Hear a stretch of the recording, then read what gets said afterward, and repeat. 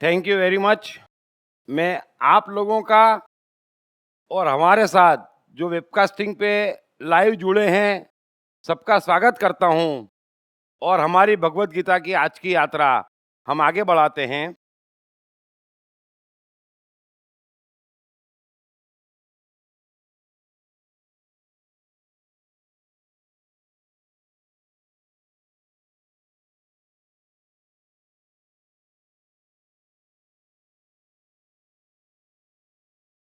आज का जो पहला सूत्र है, उसे थोड़ा ध्यान से सुन लेना। कृष्ण कह रहे हैं कि तेरा कर्म करने में ही अधिकार है, उसके फलों में कभी नहीं। इसलिए तू कर्मों के फल का हेतु मत हो तथा तेरी कर्म न करने में भी आसक्ति न हो। सूत्र एक बार फिर से सुन लेना। कृष्ण कह रहे हैं कि तेरा कर्म करने में ही अधिकार है, उसके फलों में कभी नहीं।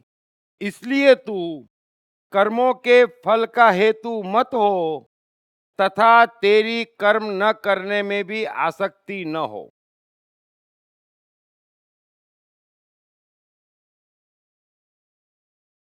यह एक वो सूत्र है,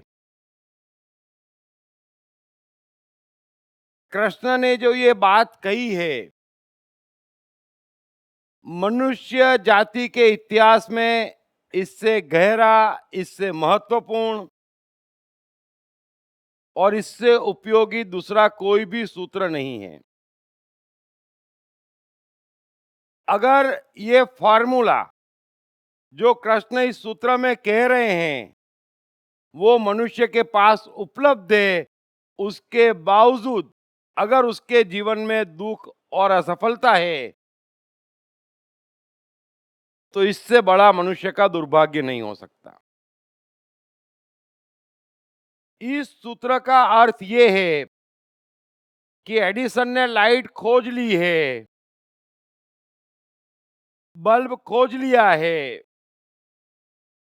हमारे घर में बल्ब भी लगा हुआ है, इलेक्ट्रिसिटी भी है और हमें सिर्फ स्विच चालू करना है और हम वो भी नहीं कर रहे हैं और अंधेरे में बैठे हुए हैं। क्योंकि इस एक सूत्र के बाद मनुष्य को और किसी चीज की जरूरत नहीं है। ये बड़े ध्यान से समझ लेना कि इस एक सूत्र ने मनुष्य का पूरा काम कर दिया है। अब सिर्फ उसको एक बटन दबाना है, एक स्विच दबाना है और उसके जीवन में उजाला ही उजाला हो जाता है। लेकिन यह सूत्र काफी गहरा है। इस सूत्र पे चर्चा भी काफी होती और भारत में बमुश्किल ऐसा कोई व्यक्ति मिलेगा जिसने यह सूत्र न सुन रखा हो, है ना? कि तेरा कर्म करने में ही अधिकार है, उसके फलों में नहीं। अब इस बात को समझने से पहले थोड़ा सा मैं आपको कृष्ण का जीवन और गीता का जो सबसे महत्वपूर्ण सार है, वो एक बार फिर याद दिलाना चाहूंगा।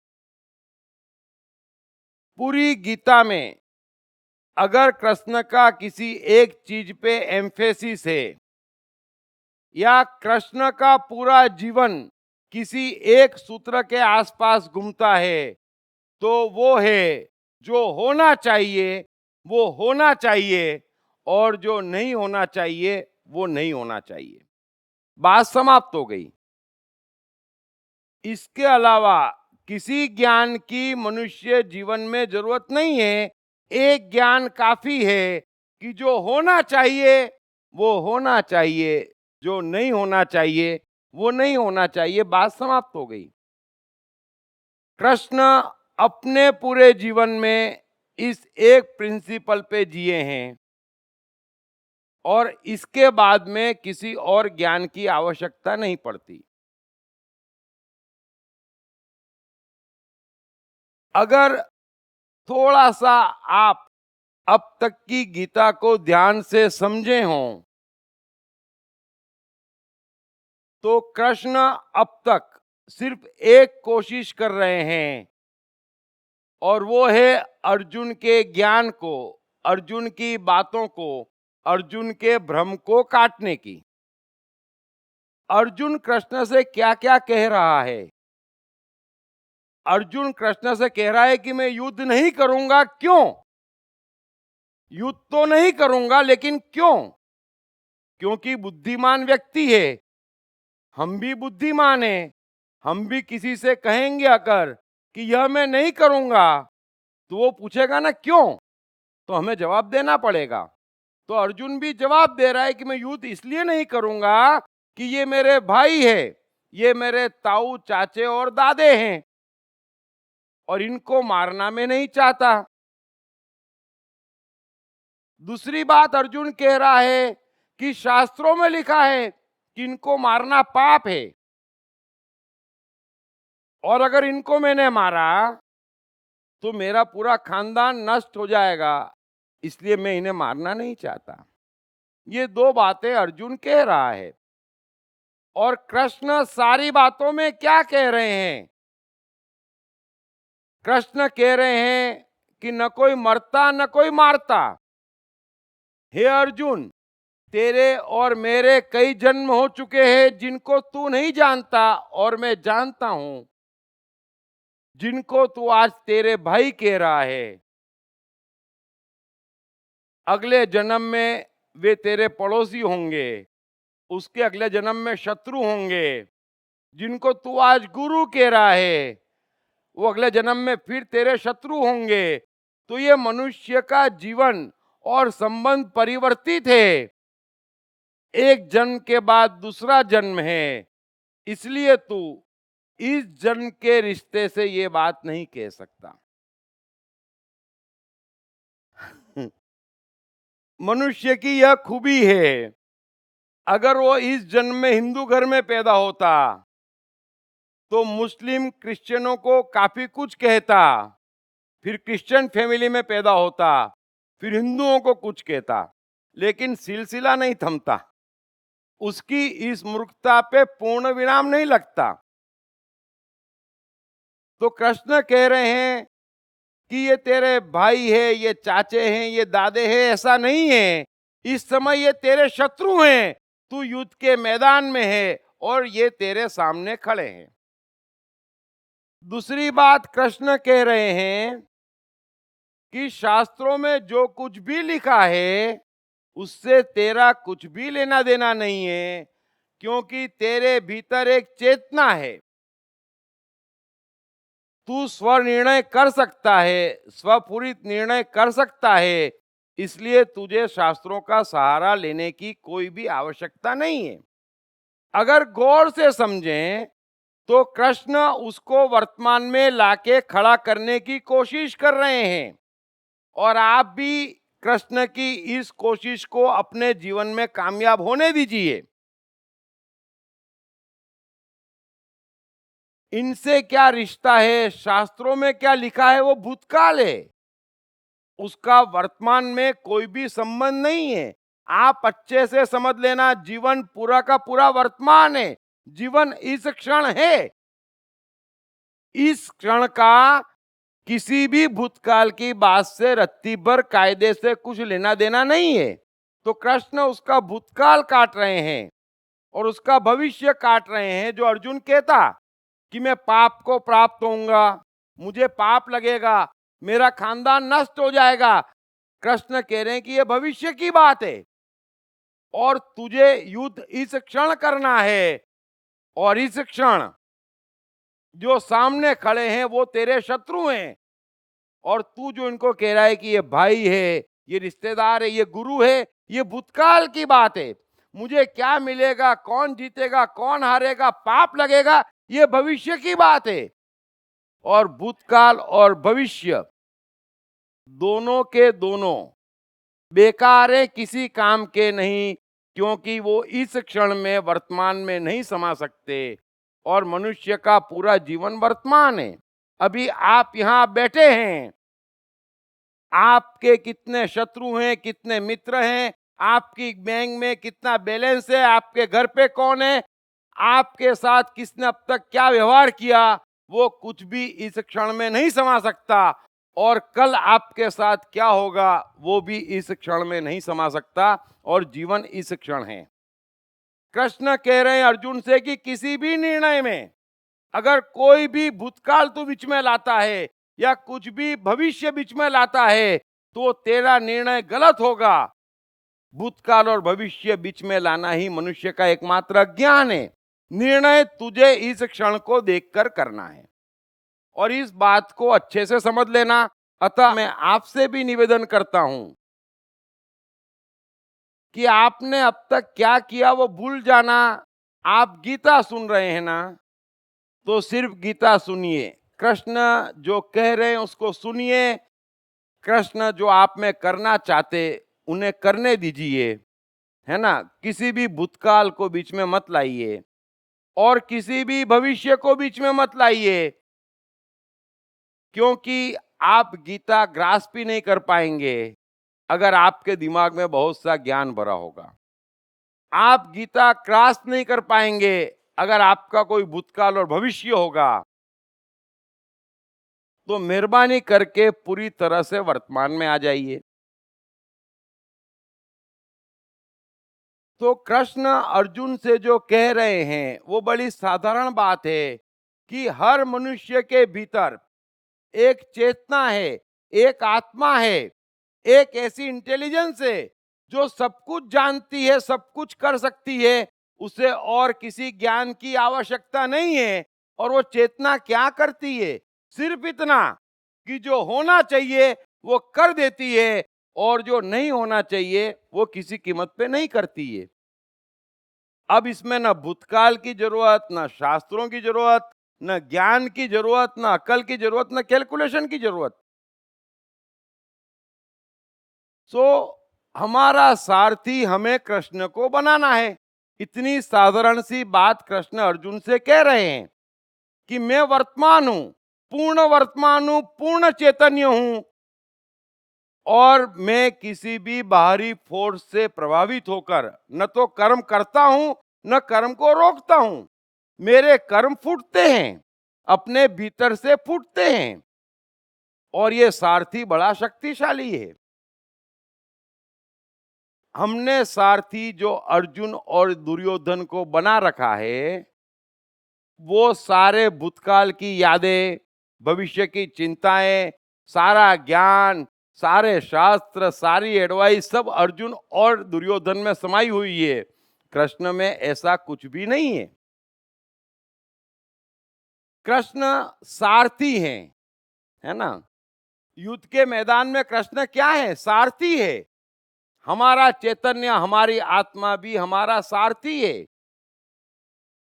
वो हथियार नहीं उठाने वाली, है ना।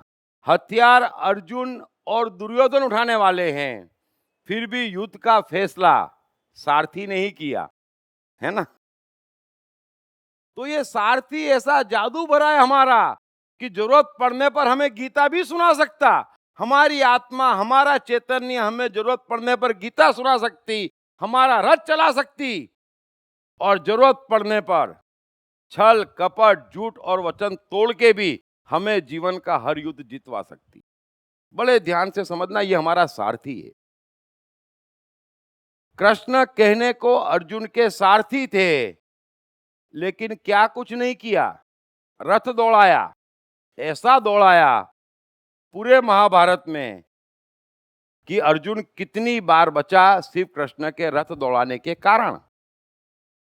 भ्रम में पड़ा तो पूरी की पूरी गीता सुनाई और उसके बाद में भी जब जब हारने का मौका आया तब अर्जुन की हर हार को उन्होंने जीत में बदल दिया।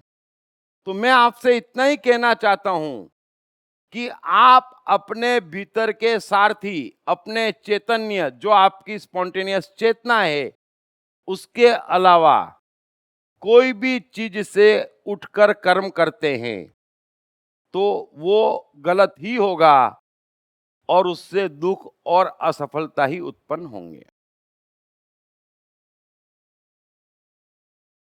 सो यह सूत्र बड़ा गहरा है, लेकिन इतनी इतनी जो मैंने आपसे बातें कही वो आप अच्छे से अपने जहन में उतार लीजिए, क्योंकि यह सूत्र समझने के लिए कृष्ण ने अब तक जो कुछ भी कहा वो एक बार फिर याद कर लीजिए। दरअसल गीता एक लेबोरेटरी टेस्ट है मनुष्य का कि वो कितना धार्मिक है। बड़ी सीधी बात है। कृष्ण कहते हैं कि बाहरी वस्तुओं से, बाहरी प्रभावों से तुम्हारा कोई कर्म प्रभावित नहीं होना चाहिए। अर्जुन, तू कौरवों की सेना को देखकर प्रभावित हो रहा है, तू अपनी मौत से प्रभावित हो रहा है, तू शास्त्रों से प्रभावित हो रहा है, तू रिश्तों से प्रभावित हो रहा है।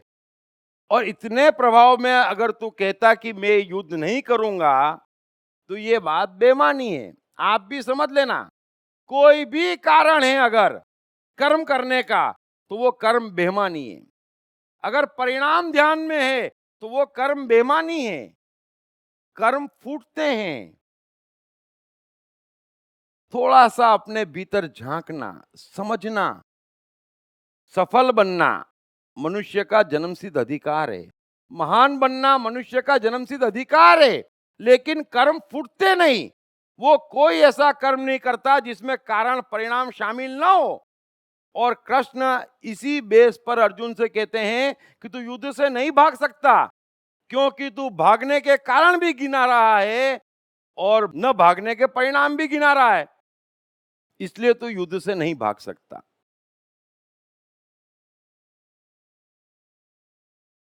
आप एक बात समझ लीजिए, कृष्ण चेतना में कृष्ण की हिंसा और अहिंसा की परिभाषा बड़ी स्पष्ट है।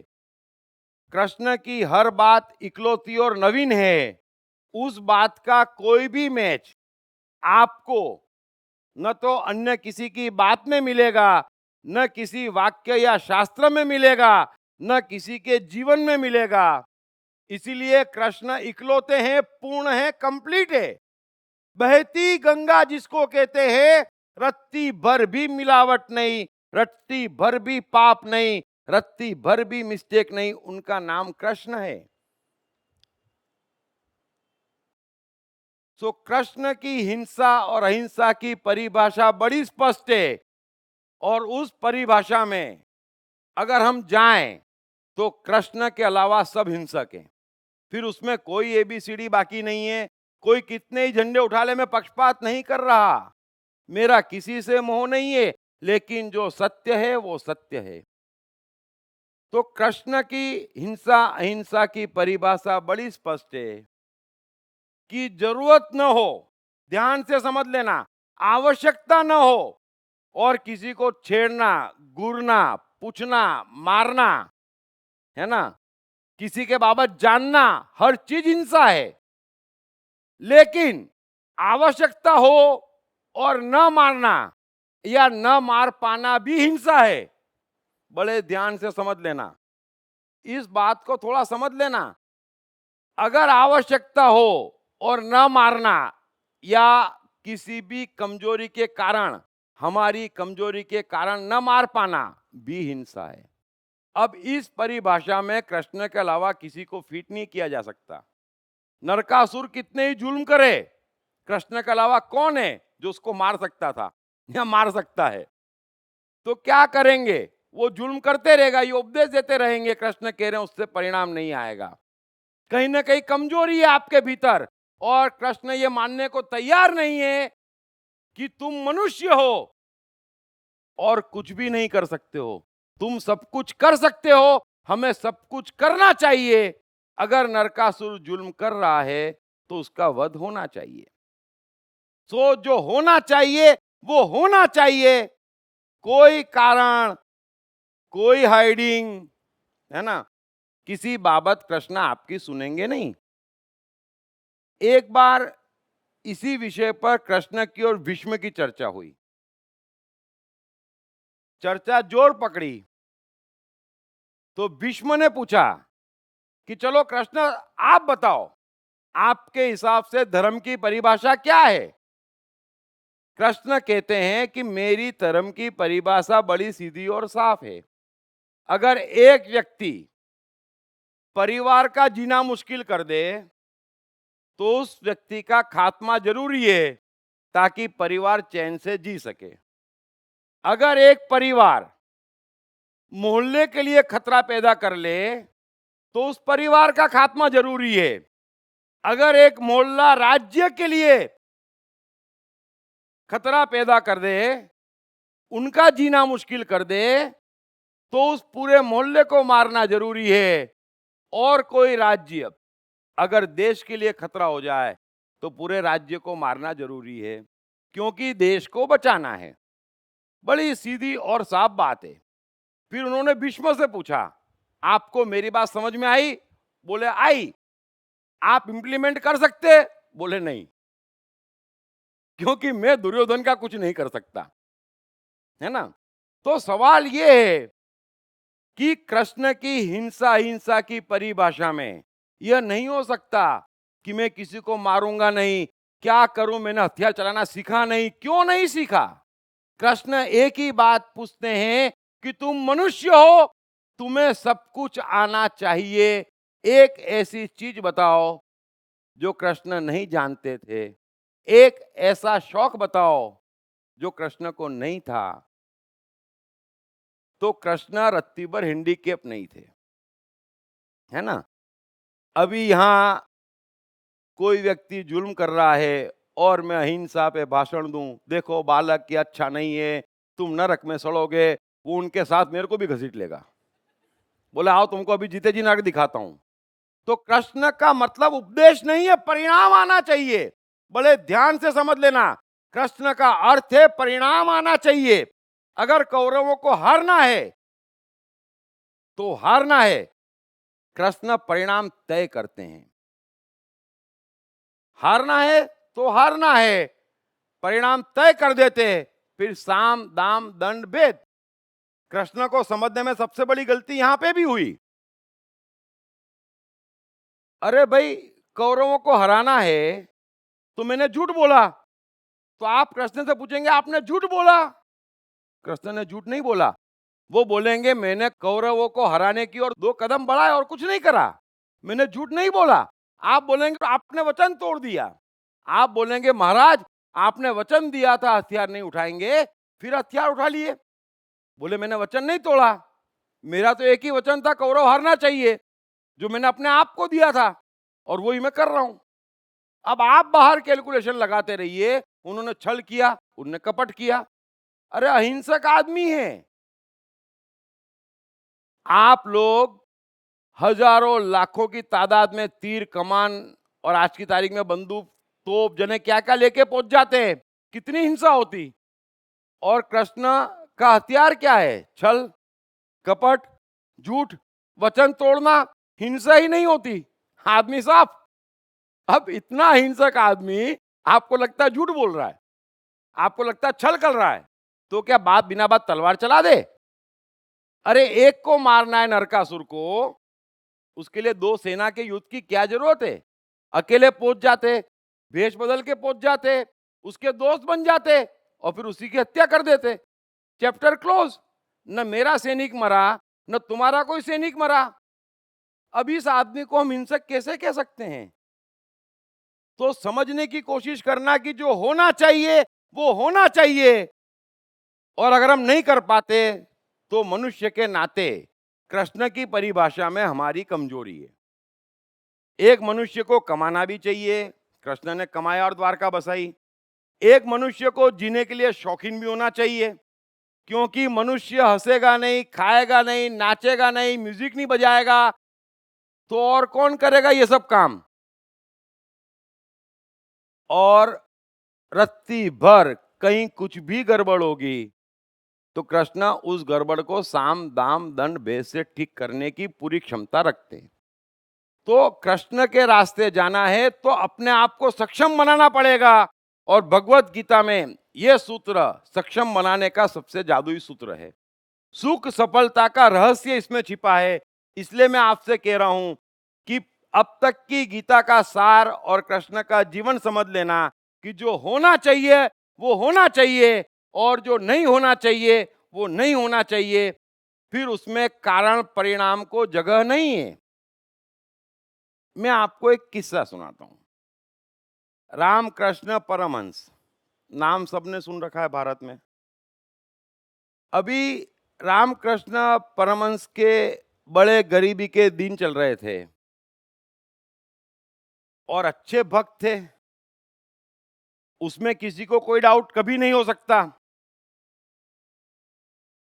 तो उनके एक मित्र ने रानी से बात करी कि अपना जो काली का एक मंदिर है उसके लिए मैं एक पुजारी दिलवाता हूं, बहुत सभ्य सज्जन और धार्मिक व्यक्ति है। रानी ने बोला ठीक है, उसको मंदिर का पुजारी बना देते हैं। तो रामकृष्ण परमहंस की नौकरी लग गई पुजारी की, अपॉइंट हो गए। अब अपॉइंट तो हो गए, अब आप जानते हैं मंदिरों में क्या होता है ना, सुबह 7 बजे आरती और शाम को 7 बजे आरती। अब ये तो रामकृष्ण परमहंस, तो पहले दिन सुबह 7 बजे मंदिर में भीड़ इकट्ठी हो गई, रामकृष्ण ने आरती नहीं की। सबने बोला होगा गला खराब होगा, तबीयत खराब होगी। फिर शाम को भीड़ इकट्ठी हो गई, फिर आरती नहीं की। 3-4 रोज हो गए, फिर तो हफ्ता भर हो गया, भीड़ आना कम हो गई कि बोले अरे कैसा पुजारी आरती करता ही नहीं है। फिर एक दिन अचानक रात को 2 बजे आरती करना शुरू कर दी, जोर जोर से भजन गाने शुरू कर दिए। मंदिर में कोई नहीं, अकेले बैठे हैं। सब जनों ने शिकायत करी रानी से कि ये गड़बड़ हो रही है, मंदिर में भीड़ आना बंद हो गई जब से नया पुजारी रखा है। रानी बोले ऐसा कैसे हो गया, मैंने तो सुना था बड़ा सज्जन और धार्मिक व्यक्ति है, वो ऐसा कैसे कर सकता है। तो वो खुद मंदिर आई देखने शाम को 7 बजे कि देखती हूं आरती होती है कि नहीं। 7 बजे रामकृष्ण बैठे हुए थे, रानी आने वाली थी, इसलिए भीड़ भी काफी लग गई थी कि आज तो जरूर होगी आरती। रानी ने बोला भी 7 बज गए महाराज। बोले बजने तो रोज बजते हैं, है ना, आरती नहीं हुई। रानी चौंक गई कि ये क्या बात हुई। उन्होंने पूछा रामकृष्ण से ये क्या बात है। अरे तो बोले आरती आनी चाहिए ना भीतर से, जब आती है तब होती है, ऐसे ही नहीं होती है, समझ लेना। तो जो नहीं होती है वो नहीं होती है और जब होती है तब होती है, बात समाप्त हो गई। जो होना है वो होना है, जब जो होता है वो होता है, जब जो नहीं होता है वो नहीं होता है। अब हमारे मन में चल रहा है कि किसी को ठीक करना है, धंधे में नुकसान है और धंधा ठीक नहीं चल रहा है और मंदिर पहुंच जाते हैं। अब कैसे तालमेल बिठा लेते हैं, थोड़ा सा ये समझ लेना कि जो नहीं होना चाहिए वो नहीं होना चाहिए और जो होना चाहिए वो होना चाहिए। अब कृष्ण ने इतनी बड़ी गीता कही, संसार का सबसे बड़ा सत्य, सबसे बड़ा जादू, और गीता खत्म होते ही क्या करा, तुरंत छल कपट झूठ, तुरंत। क्योंकि जो होना चाहिए वो होना चाहिए। कृष्ण ने ये नहीं सोचा दुनिया क्या कहेगी कि इतनी बड़ी गीता कही, और तुरंत तुरंत छल कपट शुरू। पूरे महाभारत में और क्या किया है कृष्ण ने, छल कपट वचन तोड़ा। तो गीता कहीं बाधा है, जो होना चाहिए वो होना चाहिए। बड़े ध्यान से समझ लेना, जो होना चाहिए वो होना चाहिए और जो नहीं होना चाहिए वो नहीं होना चाहिए, बात समाप्त हो जाती और किसी ज्ञान की जरूरत नहीं है। इतनी बड़ी गीता कहने के बाद भी कृष्ण कहीं इन्फ्लुएंस नहीं हो रहे हैं। जो होना चाहिए वो होना चाहिए। इतनी बात आप अच्छे से समझ गए हों तो यह सूत्र एक बार फिर मैं आपसे कहता हूं और फिर हम इस सूत्र की गहराई में जाते हैं।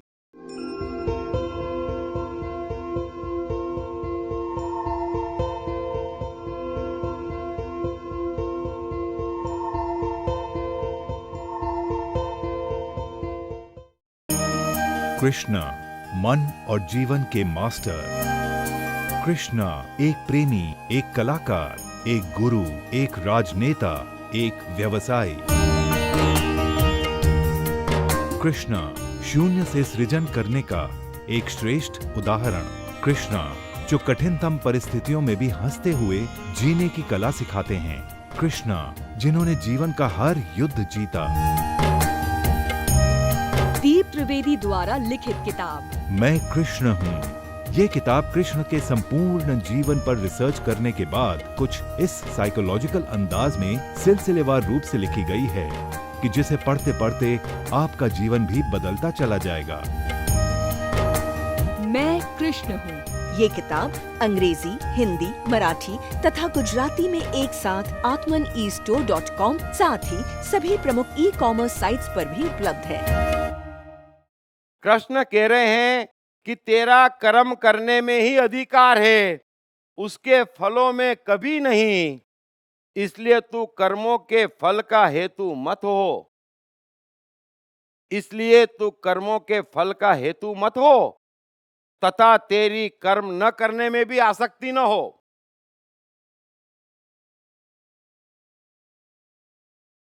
कृष्ण कह रहे हैं कि अर्जुन, तेरा और सभी मनुष्यों का कर्म करने पर अधिकार है। प्रकृति की ओर से सभी मनुष्यों को पूर्ण स्वतंत्रता प्राप्त है। वो चाहे जो कर्म चाहे जब कर सकता है, कोई उसको रोकने वाला नहीं है। कोई प्रकृति, कोई आपकी आत्मा, कोई परमात्मा, कोई शक्ति, जिसको भी आप कह दें, कोई भी आपको ईर्ष्या करने से, क्रोध करने से, चोरी करने से, बदमाशी करने से रत्ती भर रोकती नहीं है। रोकती है? तो कृष्ण कह रहे हैं कि तू मनुष्य है और अर्जुन, तेरा कर्म पर पूर्ण अधिकार है। तू चाहे जो कर सकता है, कोई तुझे रोकने वाला नहीं है। लेकिन एक चीज समझ ले प्यारे, उसके फल पे तेरा रत्ती भर कोई अधिकार नहीं है, है ना?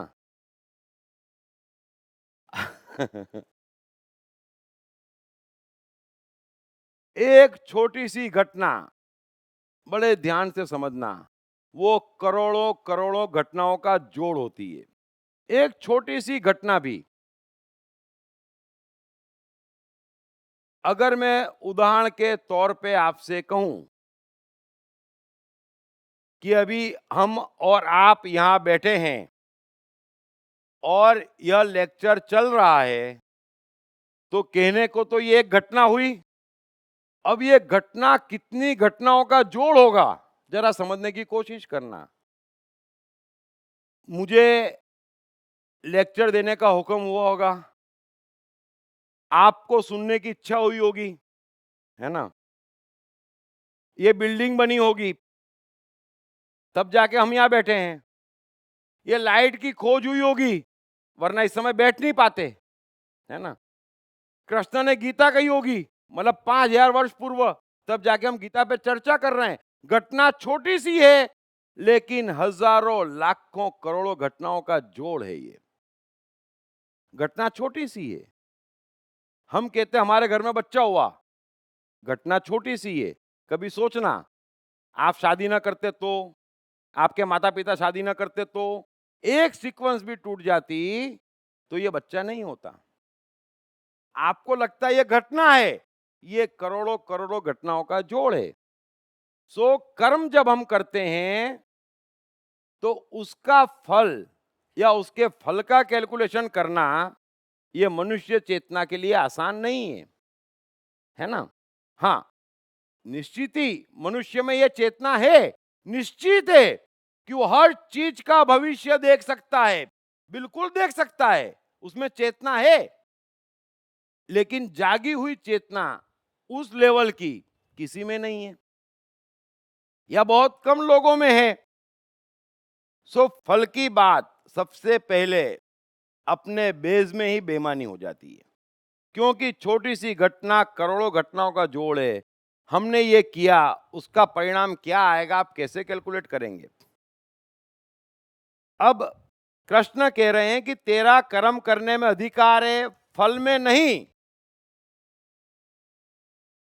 अब ये जो फल है, फल के स्तर पे अगर मैं बात करूं तो 3 तरीके के लोग हैं। निश्चित ही अधिकांश मनुष्य अगर फल सामने न हो तो कर्म कैसे करें, ये समझ में नहीं आता, है ना। फल के स्तर पे, क्योंकि भगवत गीता हमारा लेबोरेटरी टेस्ट है, हम कहां खड़े हैं। अगर आपको ये कला ही नहीं आती कि फल ना हो, दूर दूर तक फल ना हो, और हम कोई कर्म करें, आप कहेंगे हम कर्म कैसे करेंगे। तो इसका मतलब मन के स्तर पे, चेतना के स्तर पे हम काफी निम्न स्तर पे जी रहे हैं, according to Krishna, according to psychology, according to सत्य, अकॉर्डिंग टू धर्म।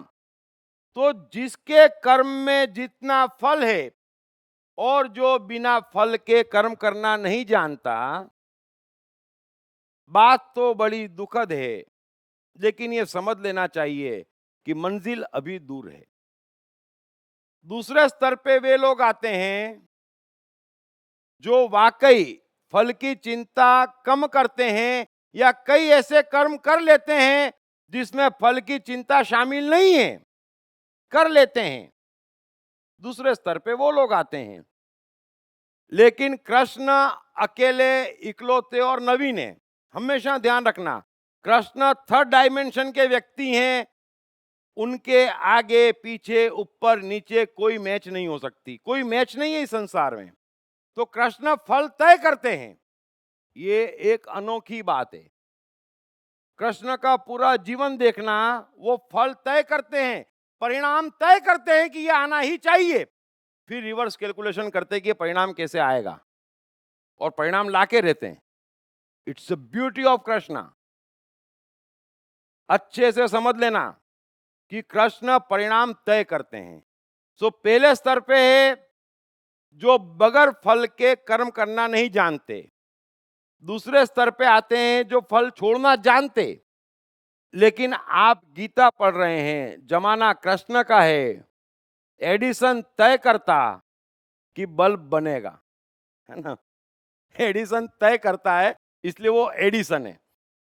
तो आपको भी तय करते आना चाहिए कि ये परिणाम आना चाहिए, और रिवर्स कैलकुलेशन करते आए, तब समझ जाना कि हाँ गीता असर कर गई। अभी तो पहली स्टेज पे हम खड़े हैं जहां बगैर फल के हमें कर्म करते नहीं आते। अब इस सूत्र में हमेशा से सवाल पूछे जाते कि अगर फल ही नहीं होगा तो हम कर्म कैसे करेंगे, अगर एम ही नहीं होगा तो हम निशाना कहां लगाएंगे, अगर चाह ही नहीं होगी, है ना, तो हम प्राप्त करने की कोशिश क्या करेंगे। ये सारे सवाल उठते हैं। अब मैं आपसे ये पूछता हूं कि किस मनुष्य की चेतना इतनी जागृत है कि वो जो चाह रहा है उस हेतु रिवर्स कर्म क्या करना उसको मालूम है। आप बताएं, जरा सोचना, जरा समझने की कोशिश करना कि आप जो चाह रहे हैं, चलो फल चाहो, मैं छूट देता हूं, कृष्ण भी छूट देते हैं, प्रकृति ने भी छूट दी हुई है कि चलो आप फल चाहो और उस हिसाब से कर्म करो। यही आप कर रहे हैं, यही पूरी दुनिया कर रही है। तो क्या आपको चाहा फल मिल गया, मिल रहा है? कौन ऐसा है जो असफल होना चाहता है? कौन ऐसा है जो दुखी होना चाहता है? 24 घंटे हर मनुष्य कोशिश क्या कर रहा है? सुखी और सफल होने की, है ना। एम सामने है, फल सामने है, और कर्म कर रहा है। फल कहां गया, आ क्यों नहीं रहा है? समझने की कोशिश करना। आप थोड़ा सा अपने जीवन में देखेंगे तो पाएंगे कि 95% चीजें वो आई है जो आपने चाही ही नहीं थी, है ना। दुख आ गया, चाहा था नहीं। दुश्मन आ गए, चाहे थे नहीं। असफलताएं आ गई, चाही थी नहीं। आपस में रिश्तों में क्लेश हो गया, चाहा था नहीं। क्या आपने कोशिश उस हेतु करी है कि दुख आए, असफलता आए? नहीं। तो आपने कोशिश तो सफलता के लिए करी है, लेकिन आई नहीं है। इस बात को थोड़ा सा समझ लेना, इस मैजिक को समझ लेना, क्योंकि इतनी ऊंची बात, इस ऊंचाई पे बात कृष्ण को छोड़ के आज तक किसी ने नहीं करी। दरअसल गीता में जब जब कृष्ण ने हाइट छुई है चेतना की, और जब जब साइकोलॉजी के सनातन सत्य कहे हैं, तो ऐसे प्रगाढ़ता से कहे हैं कि कल्पना में नहीं आता कि कोई मनुष्य इतना कुछ समझ और जान सकता। कमाल की बात है। सो ये बात समझ गए आप, कोई तकलीफ नहीं है इसको समझने में कि हम कर्म तो कर रहे हैं कुछ सोचकर, लेकिन परिणाम कुछ आ रहे हैं, और उसी का परिणाम है जो हमारा ये जीवन है। सो फल की आशा न हो तो कर्म कैसे करेंगे, वो बात तो यहीं समाप्त हो जाती। दूसरी बात बताइए आप, चलो आपने कर्म किया और फल की आशा नहीं करी, तो क्या फल नहीं आएगा? जरा मुझे बताना। फल की आशा नहीं करी तो क्या फल नहीं आएगा? जरा सोचना। आप कर्म करेंगे तो फल निश्चित आएगा। आप चाहें न चाहें, आप सोचें न सोचें, तो आपके सोचने से फल को तो फर्क नहीं पड़ रहा है। यह बात भी बड़ी सीधी और साफ है। अब सवाल यह है कि फल किस चीज का आएगा? जरा समझना, फल किस चीज का आएगा? आपके कर्म का आएगा। फल और किसी चीज का आएगा नहीं आएगा। अब फल डिपेंड काहे पे है? भाई कैसा फल आएगा, किस क्वालिटी का आएगा, ये डिपेंड काहे पे है? ये काहे पे डिपेंड है, जरा बताइए आप। आपके कर्म की गुणवत्ता पे, कि कितनी क्वालिटी का आपने कर्म किया, उस क्वालिटी का फल आएगा। ये बात भी बड़ी सीधी और साफ है। फल डायरेक्टली प्रोपोर्शनेट किस चीज के है? कर्म के, और किसी चीज के तो प्रोपोर्शनेट है नहीं। अगर मैंने ध्यान से कोई कार्य किया है, मैं फल चाहूं ना चाहूं, उस चीज का फल अच्छा ही आएगा। कोई शंका है इसमें? नहीं है। मैंने खूब चाहा फल और काम ही ध्यान से नहीं किया, तो क्या फल अच्छा आ जाएगा? नहीं। इसका सीधा अर्थ हुआ एक बार फिर से कि फल चाहने से, फल पे एम लगाने से फल नहीं आ रहा है, फल कर्म करने से आ रहा है। आप क्वालिटी कर्म कब कर पाएंगे? सबको मालूम है। आप क्वालिटी कर्म कब कर पाएंगे ये सबको मालूम है, सब जानते हैं। कब? जब आप उस कर्म में पूरी तरह से डूबे हुए होंगे। इसमें भी कहीं कोई शंका नहीं है। अब आप कर्म में पूरी तरह कब डूब पाएंगे? जब दिमाग ब्लैंक होगा, है ना। अब होता क्या है, हम कर्म तो करते हैं, बच्चे भी करते हैं, है ना। स्कूल में पढ़ते हैं,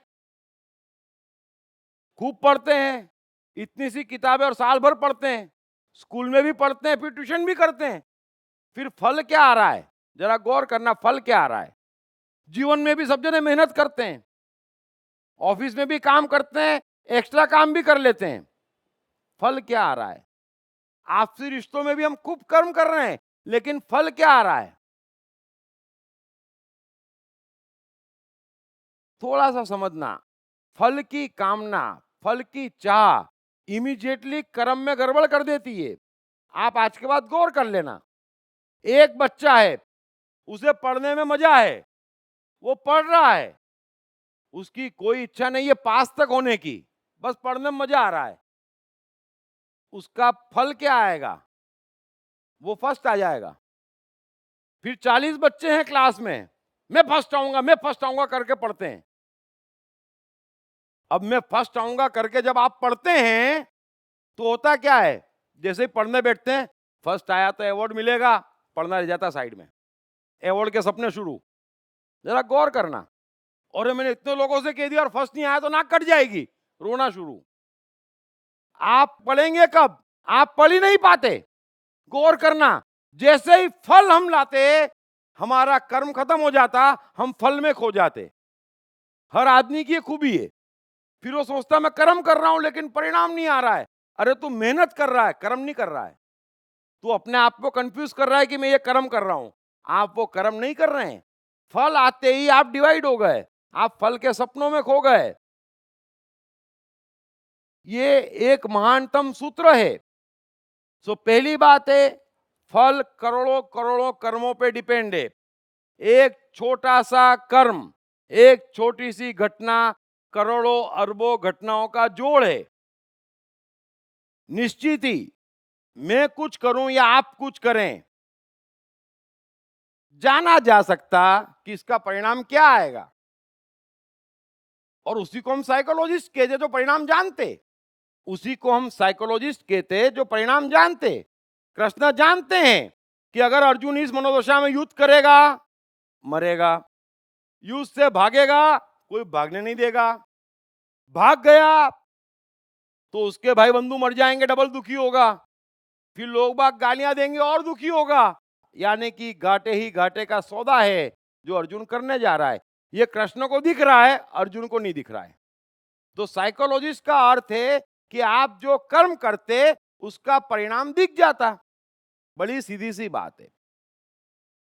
अब चेतना जब इतनी जागी ही नहीं है कि कर्म का परिणाम दिख जाए, तो परिणाम सोच के कर्म करने का फायदा क्या? तो पहले तो हम चेतना जगाएं कि यार कुछ भी करने का परिणाम क्या आएगा हमको मालूम पड़ने लग जाए, तब तो परिणाम निगाह में रखें। अभी तो परिणाम का कोई मतलब ही नहीं है। जैसे ही आप फल निगाह में रखते हैं कि आपका कर्म डिटोरिएट हो जाता है, कर्म की क्वालिटी बिगड़ जाती है। इस बात को समझना, गौर करना, आज के बाद एक्सपीरियंस करना। और दूसरी बात है, फल के लिए कर्म करा तो वो कर्म आत्मा से तो नहीं ही फूटा, स्पॉन्टेनियस तो नहीं है, स्वफुरित तो नहीं है। और जो स्वफुरित कर्म नहीं है उसमें इतना भी फायदा हो जाए संभव ही नहीं है, संभव ही नहीं है। आप भी जीवन में गौर करना, जो चीज आपने ना चाहिए हो वो अगर जीवन में आ गई तो बड़ी फलदायी रही है। और जो आप चाह चाह के इकट्ठा किए ना, सब परेशान कर रही है। गौर करना, कोई भी अपने जीवन में गौर करना कि उसके पास अगर कुछ वैल्यूएबल है तो क्या है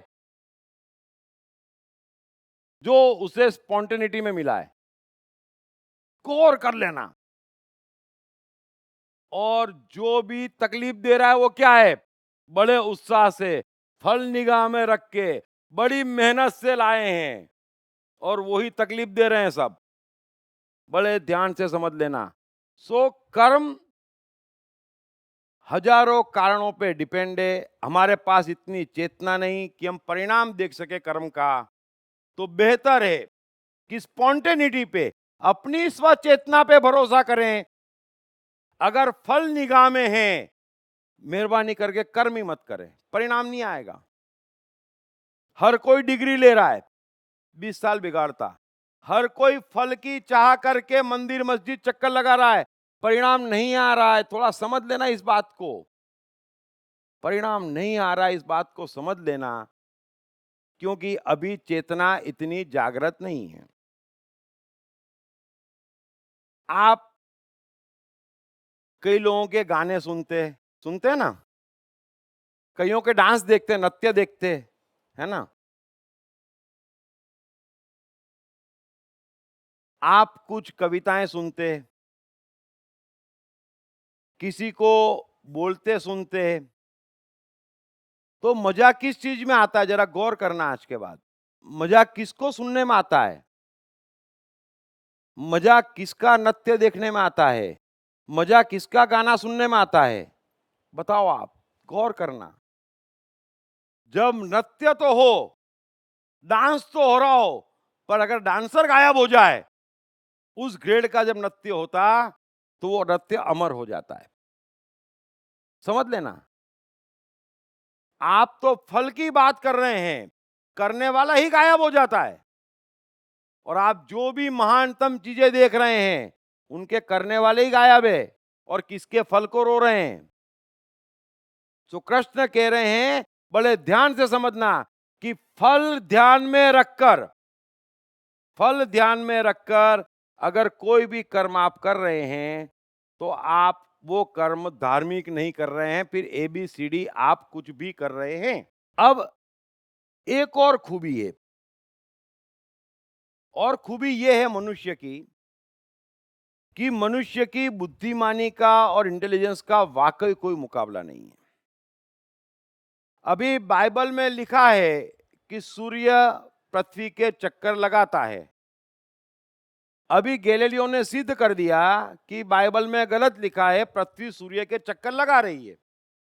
तो उस बात पे कोई डिस्प्यूट नहीं है, लेकिन बाइबल की ऑथेंटिसिटी 1% भी कम नहीं हुई है।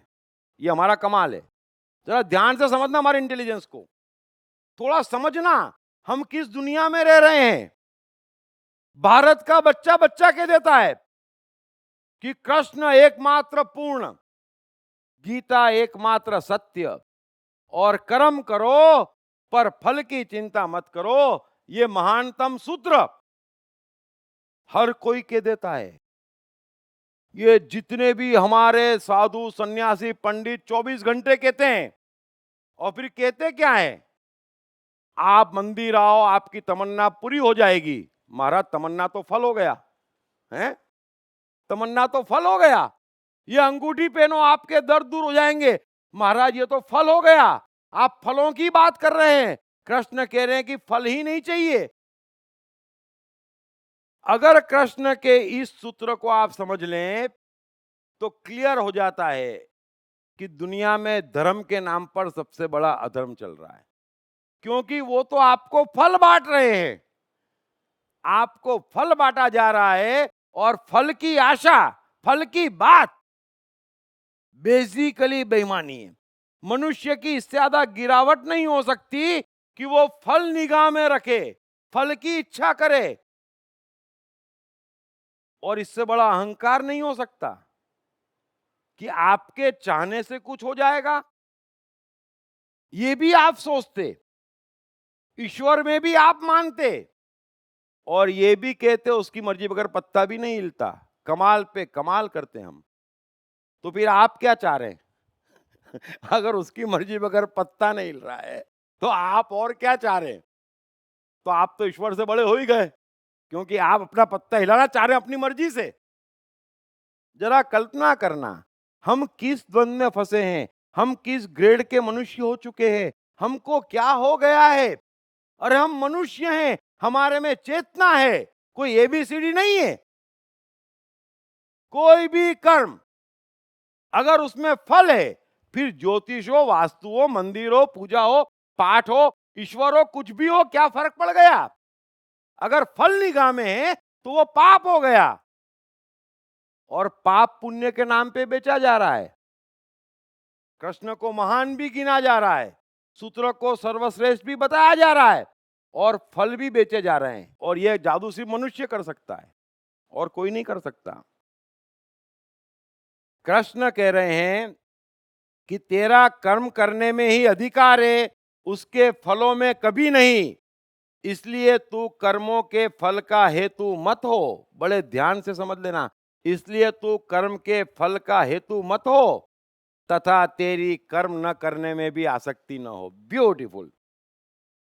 कृष्ण कह रहे हैं कि जब तेरा अधिकार सिर्फ कर्म पे है तो तू बंधा हुआ है। जो होना चाहिए वो होना चाहिए, और जो नहीं होना चाहिए वो नहीं होना चाहिए। फिर उसमें फल क्या करेगा? आप बताइए, उसमें फल क्या करेगा? फल कुछ भी नहीं करेगा। बड़ी कमजोर आत्मा होती जो फल के मोह में फंसती। चलो हम तो सामान्य जीवन जीते हैं,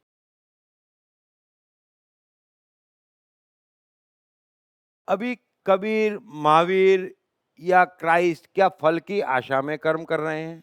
जरा समझना, क्या उनको नहीं मालूम कि हम जो बोल रहे हैं, जो कह रहे हैं, उस कारण हमारे साथ क्या होगा? नहीं मालूम।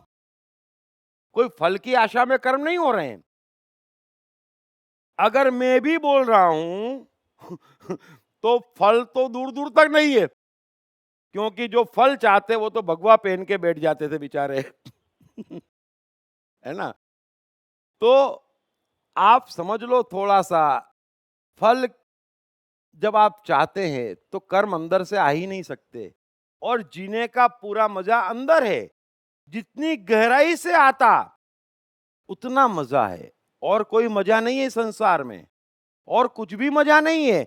लेकिन हमारे अंदर गहराई से कुछ भी नहीं आता, क्योंकि हम फल की लालसा में जी रहे हैं, होता कुछ भी नहीं है। आप थोड़ा सा मन को समझें, क्योंकि धर्म का अर्थ होता है हमारे मन की चर्चा, जो हमारे मन को खोले, हमको हमारे मन को समझाए, हमको समझाए कि हमारा मन कैसा है, वो कैसे बिहेव करता है, वो कैसे कार्य करता है। और मैं आपसे कहता हूं, दो ही व्यक्ति हैं, एक कृष्ण और एक मैं। परफेक्ट इस साइकोलॉजी को कहते हैं, और ये बेसिक कारण है। अगर मनुष्य सदियों से दुखी है तो एकमात्र कारण वो मन के असत्य में जी रहा है। बड़े ध्यान से समझ लेना। और वो मन के असत्य में क्यों जी रहा है? क्योंकि बाहरी प्रभाव से, है ना, वो अपने मन के विपरीत जाने के लिए फोर्स किया जाता है ना। ये तो एक बात हुई। दूसरी बात समझ लेना, मनुष्य को जीना मन के सत्य में ही पड़ता है, और मनुष्य को जीना मन के सत्य में ही चाहिए। मैं आपसे बार बार कहता हूं, जैसे ही आप अपने मन के खिलाफ जाएंगे, आप इतने दुखी हो जाएंगे, भीतर से खत्म हो जाएंगे, एक खोखले हो जाएंगे। आपके जिंदा और मुर्दे होने में रत्ती भर फर्क नहीं बचता, जो अपने मन के सत्य के खिलाफ जाता है। और विश्वास नहीं होता तो इन साधु सन्यासियों को देख लेना, क्या वाकई उनके दिल में इतनी करुणा जाग गई है? सबके सबके दिल में पंडित मौलवी पादरियों के कि जगत का उद्धार करना है, इसलिए वो पंडित मौलवी पादरी बने हैं? नहीं।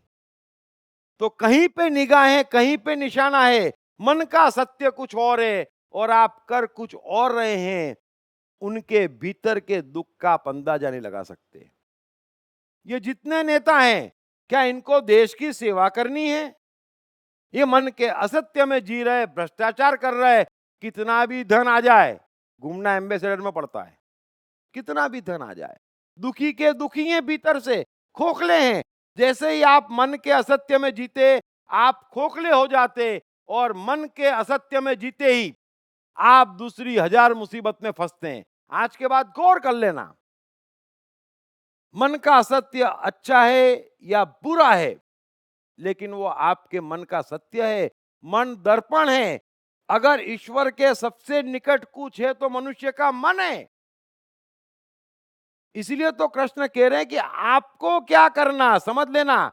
किसी मनुष्य को क्या करना, उसका फैसला उसकी चेतना, उसका मन, उसके मन का सत्य कर सकता। दुनिया का कोई व्यक्ति, कृष्ण भी आपसे नहीं कह सकते कि यार इतना खाना और इतना मत खाना। ये तय तो आपको ही करना पड़ेगा। कृष्ण आपकी चेतना जगा सकते। कोई भी साइकोलॉजिस्ट, कोई भी कबीर क्राइस्ट आपकी चेतना जगा सकते, ताकि आपको समझ में आ जाए कि आपको क्या करना और आपके मन का सत्य क्या है। इस समय अर्जुन की दशा क्या है, उसके मन का सत्य क्या है? वही तो गड़बड़ है। चाहता राज्य है, कौरवों से दुश्मनी है, शत्रुता है, मन में द्वेष है,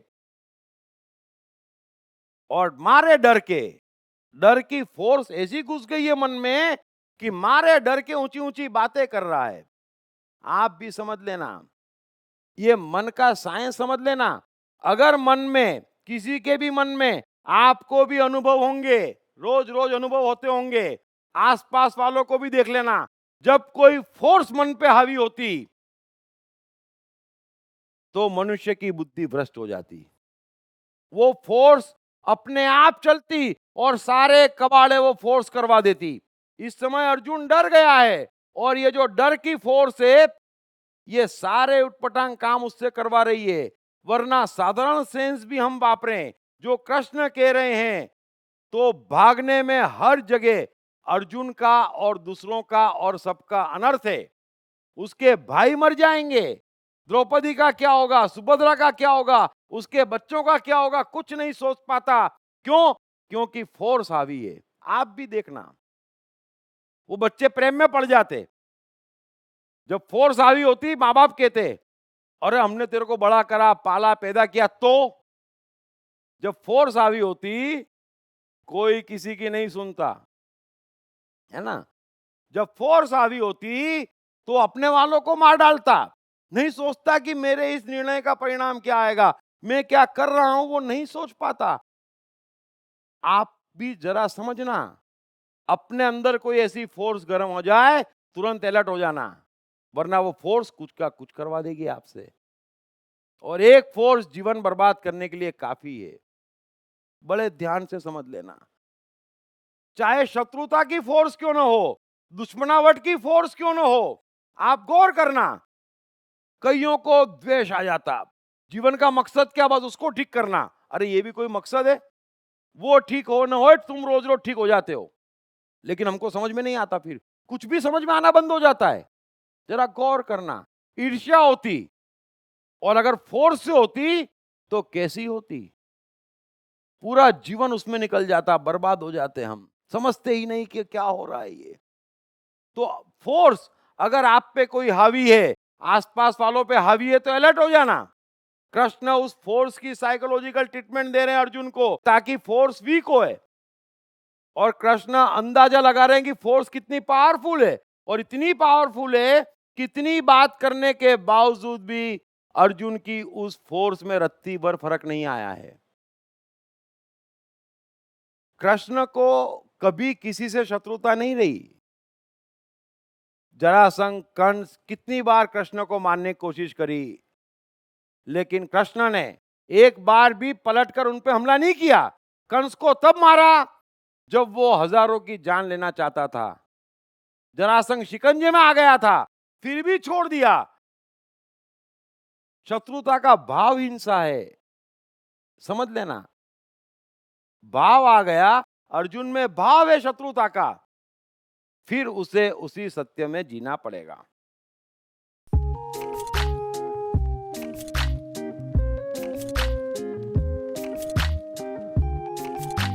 हाय, मेरा नाम शील कुमार अवस्थी है और मैं बैंक में काम करता हूँ as a senior manager. My name is Omkar Kulkarni and I'm a engineering student. मेरा नाम जयराम प्रसाद है, मैं सेल्फ एम्प्लॉयड हूँ। मैंने इनकी बुक पढ़ी I am the mind. Sir ने I am the mind book में बहुत क्लियरली मेंशन किया है कि माइंड किस तरीके से वर्क करता है, कैसे प्रॉब्लम्स को क्रिएट करता है और इसका सोल्यूशन क्या है लाइफ में।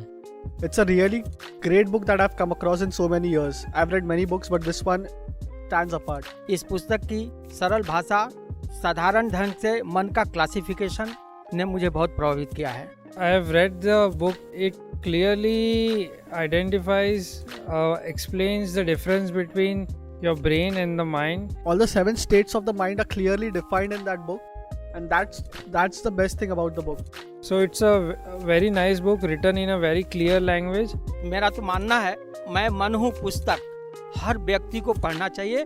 ये जिंदगी को आसान बनाने का सरलतम तरीका है। अगर ये आई एम द माइंड एक बार समझ में आ गई, it is going to make the magic in the life.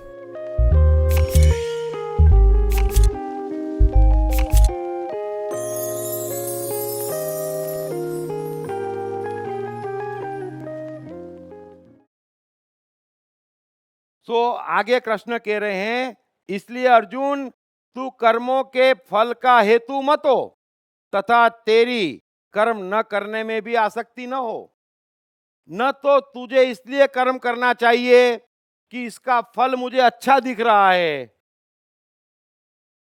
न इसलिए कर्म करना चाहिए कि ये फल मुझे पसंद है, ये कर्म मुझे पसंद है, न इसलिए कोई कर्म छोड़ना चाहिए कि इसका परिणाम अच्छा नहीं दिख रहा है। ये कोई कर्म करने और न करने के रत्ती भर क्राइटेरिया नहीं है। बड़े ध्यान से समझ लेना, कृष्ण का सूत्र एक बार फिर पढ़ लेना। इसलिए तू कर्मों के फल का हेतु भी मत हो, तथा तेरी कर्म न करने में आसक्ति भी न हो कि मैं मर जाऊंगा इसलिए युद्ध नहीं करूंगा, पाप को प्राप्त होऊंगा इसलिए युद्ध नहीं करूंगा, ये कोई कारण नहीं है। अगर कारण है आपके पास एक भी लॉजिक है तो समझ लेना कि कहीं ना कहीं आप गलत हैं। करने का कोई भी कारण नहीं है। जरा समझना, इस प्रकृति में ही कारण नहीं है, ये कारण खोजी मनुष्य की है। अभी सूर्य रोशनी दे रहा है, क्यों? बताओ। चलो बुद्धिमान है ना हम लोग, बताओ क्यों दे रहा है? कोई? पृथ्वी घूम रही है, क्यों घूम रही है? हवा बह क्यों रही है? कोई कारण है? सब कुछ अकारण है, एक मनुष्य कारण से है। क्यों? जरा सा आप किसी को इतना सा भी कह देना, क्यों? अरे क्यों क्या? मेरे भाई क्या बात है, क्या मिलेगा? अरे मनुष्य जन्म मिल तो गया, और क्या चाहिए यार, है? क्यों परेशान होते हो? तो समझ लेना, कारण और परिणाम ये जहर है। सो कृष्ण कह रहे हैं कोई भी कर्म फल के हेतु से नहीं, कोई भी कर्म परिणाम के डर से नहीं, परिणाम की लालच में नहीं। कृष्ण अर्जुन से यही तो कह रहे हैं कि तू भागेगा तो सब जने तुझे जात जात के टोंट कसेंगे, तरह तरह के टोंट कसेंगे, और तू और दुखी हो जाएगा। क्यों? क्योंकि तुझ पे बाहरी फोर्स कार्य करती है। अभी मुझे देख, मैं गीता कहूंगा फिर छल कपट करूंगा, जहां देखो वहां, जहां जाऊं वहां कोई नटखट, कोई चोर है, कोई झूठा, कोई फरेबी, कोई धोखेबाज, मुझे फर्क पड़ रहा है क्योंकि कोई बाहरी फोर्स मुझे काम नहीं करती। जो करना है वो करना है, अभी मुझे जो बोलना है वो बोलना है। फिर कौन क्या कैसे क्या, वो मेरा काम नहीं है। मेरा कर्म पे अधिकार है, फल पे रत्ती भर अधिकार नहीं है। और अगर फल निगाह में रख के कर्म किया तो क्या किया? बड़ी खराब बात है ये। अब ये सूत्र मैं यहीं खत्म करता हूं क्योंकि इस पे जितना बोलो उतना कम है।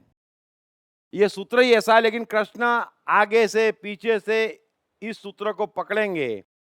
अगर गीता समझनी है तो दो बातें ध्यान में रख लेना। हमें क्या करना ये समय संजोग परिस्थिति देख के तय किया जा सकता, दूसरी कोई चीज से तय नहीं हो सकता। बड़े ध्यान से समझ लेना, है ना? क्या करना क्या नहीं करना, क्या अच्छा क्या बुरा, क्या कारण क्या परिणाम, ये सब अज्ञान की बातें हैं। सदियों से अज्ञानी ही अज्ञानी पैदा हुए हैं, खूब अज्ञान फैला दिया है। कुछ नहीं सीखना, कुछ नहीं जानना, इतनी सी चेतना, समय संजोग परिस्थिति मैं तय करूंगा क्या करना योग्य। बात समाप्त हो गई। मैं कोई पागल थोड़े ही हूं, हैं, कि चलते रास्ते किसी को मार दूंगा। ये समझा क्या रहे हैं? किसी को मारना मत, तो पागल हूं क्या मैं? जरा पूछो इनसे। अरे कोई गड़बड़ करेगा तब मारूंगा कि ऐसे ही मारूंगा मैं? कोई जुल्म कर रहा होगा, कोई गुंडागर्दी कर रहा होगा तो मारूंगा कि नहीं मारूंगा? हाँ तो मारने का तो छोड़ना यार, हमको तय करने देना कब मारना कब नहीं मारना। समझ लेना आप इस बात को। हमारे में चेतना है, हमें चेतना जगानी है, हमें अपनी चेतना जगानी है। कोई डिसाइड नहीं कर सकता हमें क्या करना। इसलिए मैं बार बार कहता हूं, क्राइस्ट, बुद्ध, कबीर, कृष्ण, लाओजू, आप इतने लोगों को पढ़ लीजिए और एक सेंटेंस निकाल के लाइए कि इन्होंने ऐसा कहा कि ये करो और ये मत करो। ये करने और नहीं करने का सवाल ही नहीं है, सवाल चेतना जगाने का है, बस। दूसरी बात, चेतना जागेगी तो आपको समझ में आएगा कि जो होना चाहिए वो होना चाहिए, जो नहीं होना चाहिए वो नहीं होना चाहिए। अभी चलते रास्ते कोई कमजोर है, कोई हम पे कमेंट कर रहा है ना, और हम उसको मार दें, ये गलत बात है। उसको मारा तब जाता, किसी को भी मारा तब जाता जब वो हजारों पे जुल्म करता। अब ये कोई कारण है? ठीक है वो छेड़ रहा है, कोई बात नहीं। तो मेरा दुश्मन दुश्मन नहीं है, कृष्ण की परिभाषा में समझ लेना। कृष्ण के जितने भी दुश्मन थे, कृष्ण ने कभी किसी पे कोई वार नहीं किया, क्योंकि मेरा दुश्मन दुश्मन नहीं है। जगत का दुश्मन, सर्व का दुश्मन मेरा दुश्मन है। अभी हमारा दुश्मन दुश्मन है और जगत को मार डाले, हम के और मेरी तरफ से दो और ले जा, मार डाल सबको, है? तो उल्टा है। सो जो होना चाहिए वो होना चाहिए।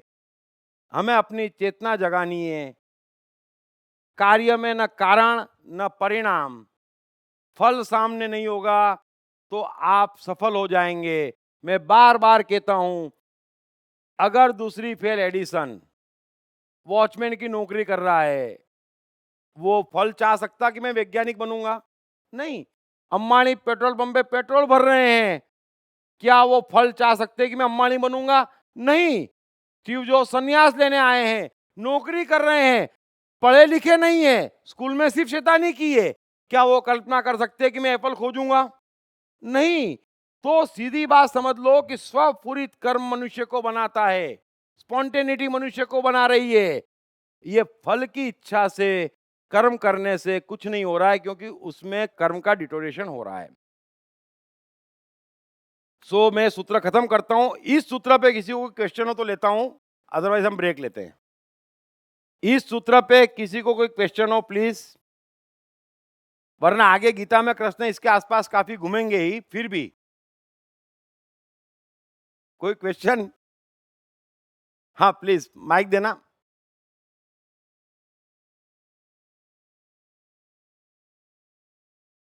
हेलो दीप हाँ। जी, क्वेश्चन तो कुछ भी नहीं है, लेकिन ये जब भी आपको सुनते जाते हैं ना कर्म की थियरी, अपने आप अंदर जो सवाल खड़े होते ऑटोमेटिक गिरते जाते हैं। उतना मैं बता सकता हूँ। इसलिए क्वेश्चन बरोबर है। बहुत क्वेश्चन सोच के आते हैं, लेकिन ऑटोमेटिकली वो कोलैप्स होते जाते हैं। That is what I mean. Thank you very much. मैं भी बने वहां तक कोशिश करता हूं कि इतना कवर कर लूं कि क्वेश्चंस कम से कम बचें। और बाद में आप पूछते क्वेश्चन है, अभी क्वेश्चन है तो निकालो ना, किधर से निकालो क्वेश्चन। बात ये है। प्लीज। ये कर्म से रिलेटेड ये श्लोक, इसकी व्याख्या आपने बहुत अच्छे ढंग से कही, और उन्होंने जैसे कहा कि जैसे जैसे आप एक्सप्लेन करते हैं प्रश्न स्वतः सॉल्व होते जाते हैं, ये सत्य भी है। लेकिन फिर भी अंतःकरण में कुछ ऐसे व्यवहारिक क्वेश्चंस आते हैं, दुनिया को देख के, समाज को देख के, अपने जीवन को देख के, दूसरों के जीवन को देख के, कि काउज एंड इफेक्ट, आप बोलते हैं कारण एंड परिणाम, इसको देख करके अगर हम कर्म करें तो फिर वो कर्म है वो। लेकिन काउज एंड इफेक्ट बिना देखे क्या हम वास्तव में जीवन में चल पाएंगे? अगर चल पाएंगे तो कैसे चल पाएंगे? इसका व्यवहारिक उपाय क्या है? जैसे जैसे गीता में आगे बढ़ेंगे मैं आपको समझाऊंगा। देखिए, धर्म, मन, ये सारी बातें अनुभव की है, बरोबर है। अभी बात तो सीधी है कि कर्म करो पर फल की चिंता मत करो, फल निगम हो तो कर्म मत करो। अदरवाइज चेतना उतनी जगाओ कृष्ण की तरह कि परिणाम तय करो और फिर रिवर्स कैलकुलेशन करो, बरोबर। लेकिन जब तक हम दिन में 5-6 कर्म ऐसे करेंगे नहीं कि जिसमें फल शामिल न हो, हमें समझ में नहीं आएगा। लेकिन कोई भी मनुष्य ऐसा नहीं है जिसे सत्य का पता नहीं है। इस कुदरत की रचना इतनी खूबसूरत है कि सबके भीतर सबको सत्य का पता है। अगर आप घूमने जाते हैं और सिर्फ घूमने जाते हैं तो मजा क्या आता है? अपने आप आता है। आप खेलते हैं, अगर जीत हार दिमाग में ना रखें चलो और सिर्फ खेलते हैं, कितना मजा आता है? आता है ना। तो फल नहीं होता है तब मजा आता है, तब आदमी डूबता है। मजा क्या है? मनुष्य डूब रहा है। थोड़ा सा साइकोलॉजी समझें। आनंद क्या है? कि मैं कर्म में डूबा हुआ हूं तो आनंद है। अब कर्म कर रहा हूं और मन में हजारों विचार चल रहे हैं तो हमको लगता है इसमें मजा नहीं आ रहा है। वो मजा क्यों नहीं आ रहा है? क्योंकि मन में हजारों विचार चल रहे हैं। तो फल हमको हजारों जगह घुमा देता है, कर्म करने ही नहीं देता, कर्म होता ही नहीं है। सो थोड़ा थोड़ा आनंद की परिभाषा समझें। ये साइकोलॉजी जैसे जैसे आगे बढ़ेंगे मैं भी आपको बताऊंगा कि है क्या आनंद, क्या है जो मन में हो और सामने उपलब्ध हो जाए, बरोबर। तो ना फल बचा ना कुछ, ना विचार बचे, आप खो जाते हैं, बरोबर है। तो उस समय जो अनुभव होता है हम कहते हैं बड़ा आनंद आया। फिर परेशानी हम किसको कहते हैं? कि मन में कुछ और सामने कुछ है। समझ लेना आप। तो मन का सत्य समझना मनुष्य को बड़ा जरूरी है। अच्छा, सदियों से ज्ञानी कहते हैं कि खुद को जाना जग को जाना, है ना। जिसने अपने को जाना उसने जगत को जाना, क्योंकि जगत भी भीतर है, जगत का सबसे शक्तिशाली इंस्ट्रूमेंट भी भीतर है, और हमारा जगत तो हमारे भीतर है ही है, लेकिन हम अपने को ही नहीं जानते। मैं आपको समझाता हूं।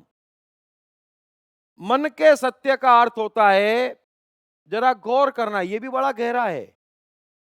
अगर मैं और कृष्ण कहते हैं कि मन का सत्य मत छोड़ो, अभी कोई अपने को ही नहीं जानता, उसे पता ही नहीं है वास्तव में उसके मन का सत्य क्या है। बाकी मैं आपसे कह रहा हूं, मन के सत्य में रत्ती भर न दुख आ सकता, न असफलता आ सकती, न टेंशन आ सकता, न चिंता आ सकती, लेकिन मन के सत्य में जिएंगे कब? जब मन का सत्य मालूम पड़े। हमें अपने को पहचानना पड़ेगा अच्छे से, तब हमें मालूम पड़ेगा कि हमारा सत्य क्या है। अभी तो बाहरी फोर्स से हम तय करते कि हम ऐसे हैं, हमें ये चाहिए, हमें वो है, ऐसा नहीं है। जब कई लोग मुझसे पूछते भी और मैं कहता भी, अरे मेरे को ऐसा है, मेरे मन का सत्य है कि उसको मार डालूं, मैंने बोला मार डाल, हैं? लेकिन सत्य का अर्थ ये है कि मारने के बाद तुझे जीवन में ना दुख होना चाहिए ना पछतावा, तो तेरे वो मन का सत्य है, समझ लेना। मन के सत्य का अर्थ है कि आई एम श्योर कि ये करूंगा और फिर मुझे जीवन भर मजा रहेगा, ना दुख होगा ना पछतावा होगा। अभी तो मारने जाएगा और पलट के वो मार देगा तो दुखी हो जाएगा, गलती से मार दिया और पुलिस डंडे मारेगी तो दुखी हो जाएगा। तो ये तेरे मन का सत्य कैसे हुआ? तू मन के सत्य में रहे, तू समझ कि वाकई तुझे मारना और उसमें खुशी है। मन के सत्य का अर्थ होता है कि मुझे श्योर होना चाहिए। कई लोग धन कमाते, बच्चों को बड़ा करते, बस जो कुछ भी है मेरा जीवन ये बच्चे हैं। मैं कई माँ बापों से कहता हूं ऐसा मत करो, सब अलग अलग हैं। उसको भी भगवान ने पैदा किया, आपको भी भगवान ने पैदा किया है, आपको भी जीना है, उसको भी जीना है ना? आप ये मत सोचो कि ये मेरा जीवन है, ये आपके मन का सत्य नहीं है। मैंने कल भी कहा था, कोई किसी से इतना प्रेम नहीं करता, उसकी जान पे बना है, तो सब दुश्मन हो जाते हैं। ये मन का सत्य है, ये जीवन की हकीकत है। जब तक हम ऊंचाई नहीं छू लेते, ये जीवन की हकीकत है। अब 20 साल माँ बाप कुर्बानी देते, 20 साल कुर्बानी देते, डबल मेहनत करते, दोनों नौकरी करते, बच्चे का ख्याल रखते, बच्चा बड़ा हो जाता, फिर वो उनको पूछता नहीं, और कितना भी पूछ ले उनको कम पड़ता है। साइकोलॉजी है। फिर गलती कर दी, भाई साहब आप पहले दिन सत्य क्यों नहीं पहचाने? तो जो पीछे से पछता रहा है उसे अभी अपना सत्य नहीं मालूम, वो सोच रहा है कि ये मेरा जीवन है। तो मैं और कृष्ण अलर्ट करते कि आप वाकई देख लो, बस आपके मन का सत्य होगा, पूरी दुनिया छोड़ के मैं आपके साथ हूं, लेकिन मैं देख लूंगा कि आपके मन का सत्य है या नहीं है। अभी आज आप सोचते ये सत्य है, फिर कल आप रोएंगे, फिर परसों पछताएंगे, तो मन का सत्य कैसे हुआ? आप भ्रम में हैं अभी अपने बाबत। तो हर मनुष्य जीना चाहता, खुद जीना चाहता, ये उसका सत्य है, और वो अपने अलावा किसी से प्यार नहीं करता, ये भी सत्य है पहली स्टेज का। अभी हम कृष्ण नहीं है ना? तो मन का सत्य पहचाने, और आप एक चीज श्योर करें कि जब आप कहें कि मैं ऐसा हूं या मुझे ये चाहिए, तो उसके बाद में, वो मिलने के बाद में दुख नहीं होना चाहिए। मैंने कईयों को देखा है 30-30 साल मेहनत करते कमाने में, बस मुझे धन चाहिए, धन मिल भी जाता, श्वास चला जाता, परिवार में झगड़े हो जाते, और फिर बाद में कहता धन क्यों कमाया यार, कुछ मजा नहीं दे रहा है। अरे कैसे मजा देगा? रोज कमाते रोज वापरते मजा देता है मजदूरों को, हैं?